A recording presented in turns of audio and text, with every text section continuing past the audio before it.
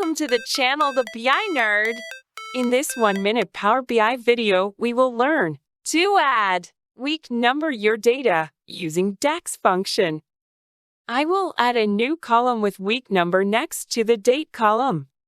To do that, I will click on New Column icon. This will open the bar to write DAX function. Now, I will type my DAX formula. Week number equals to week num. Date, then select the date table. Then select return value. Select 1 when the week should begin with Sunday. Select 2 when the week should begin with Monday. Now we have successfully added the week number column to our data. Want to learn to create an awesome-looking dashboard like this in less than 20 minutes? Then click on the link above or click on the end screen video.